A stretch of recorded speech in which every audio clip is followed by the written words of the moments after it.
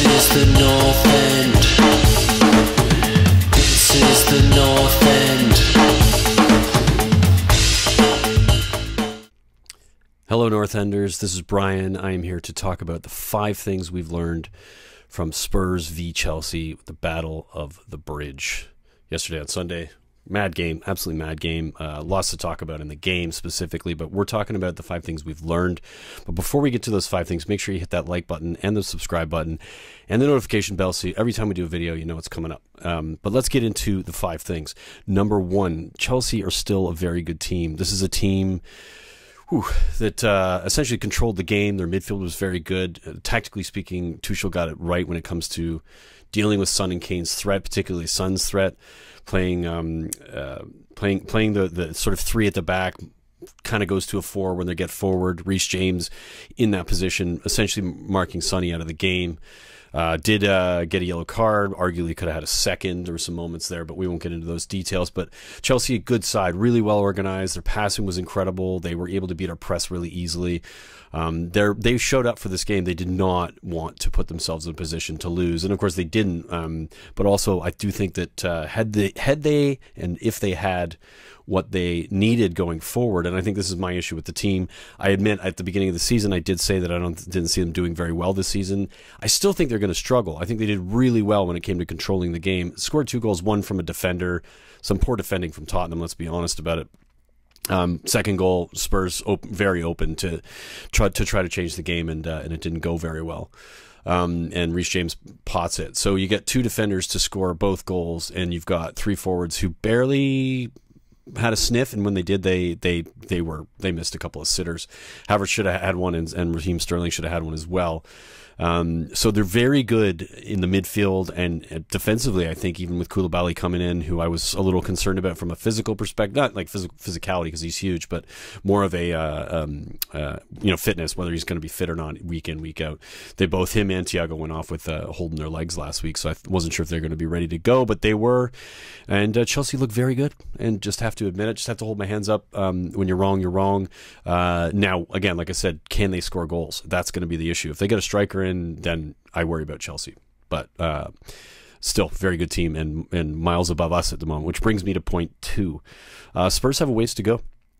Not the team isn't, they're not quite there yet. I think from a confidence perspective, from a quality perspective, passing wise, controlling a game, being able to do what Chelsea did very well against us, which was getting pressed, being under pressure and managing it, getting out of that pressure, passing out of that pressure, finding the lanes, finding the spots to get the ball forward, and still maintaining possession with a lot less sloppy passing, because this was a problem for Spurs. This was a problem last season. Games we didn't play well in, we generally lost control based on bad passing. So I'd like to see that get sorted out. So I think Spurs got a ways to go. They're not quite there yet. And this game really showed it. And, I did say that I think the game versus Chelsea is going to tell us where we're at. And unfortunately, it's not what I'd hoped, but there are some positives to that. And we'll get to those later on, possibly in the podcast. If I don't get to them on this, make sure you tune to the podcast this week to get a little bit of a juicy rundown of some of the calls and everything else that happened. So tune in to that. But let's get to number 3.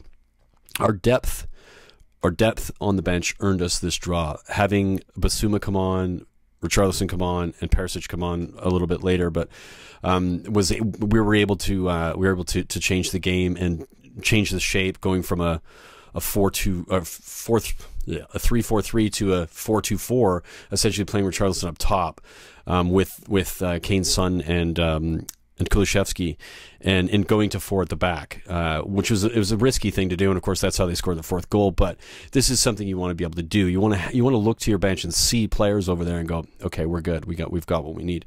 Now I'll get into a little bit of a detail on that in my 5th point. But being able to have players like Perisic come on and like Basuma come on and do what they did, Perisic with the assist from a corner for the winning goal, that type of quality off the bench is just not something Spurs have had. Not even Pochettino. We had a couple of players you could bring on. But it's mostly that starting 11. You lose that starting 11, and then you're kind of screwed. And in this case, we weren't. We were able to bring quality off the bench, and that was what this summer was all about, and Conte's come out and said that. So that brings me to number 4. Perisic and Bissouma must start for Wolves next week. I want to see them in the lineup. I want to see Bissouma. I want to see him look like Conte at Chelsea, like what he was able to do when it comes to controlling the game almost by himself. He's incredible. Best game I've seen him play in a long time. He was insane. He looked like the Conte we'd seen when the acolytes that he had won previously, and he just looked very good. And I think Bissouma's got that in him. I think he's got the same type of play in him. He's not necessarily the best passer of the ball, but he loves to break up play, and he can cut through, and he can make up for not necessarily the passing, his ability in passing, but his ability to break up the play and shift to an offensive game.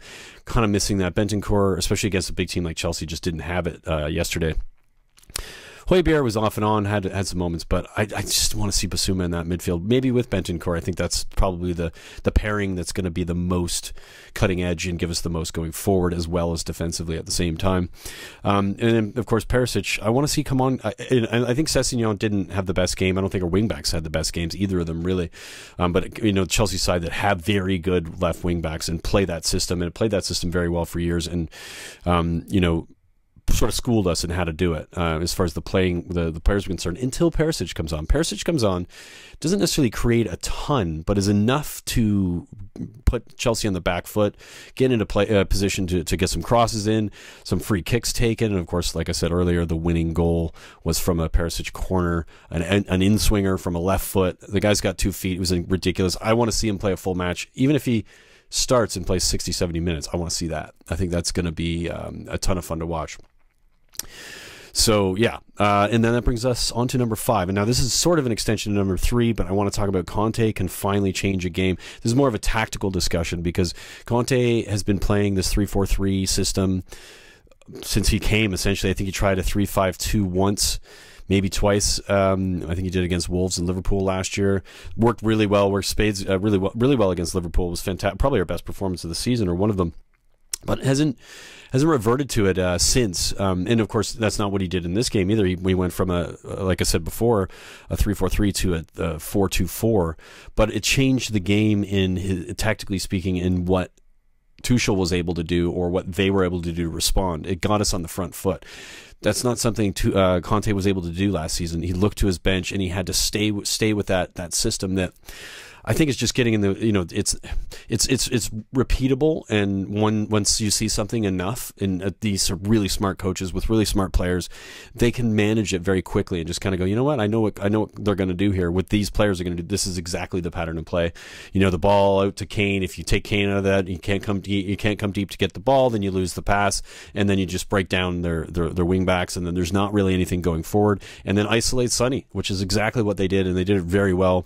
But in this case, Conte brings on the 3 players we spoke about, and it changes the game, not just from their quality, but from the system. Having a different system to go to in the middle of a game, having a plan B, a plan C, that's something we haven't had, and Conte was able to implement that in this game, and arguably that's what got us the draw. A game we didn't deserve to get a point on, I don't think, in many ways, but showed a lot of passion. Of course, coming from him from the bench, the passion is in this team more than we've seen in a long time, so it bodes well, and I'm excited about that. So that's it. That's my 5 things. Thanks for watching, and make sure you like and subscribe. Thanks for watching The North End. We'll see you soon. Ciao.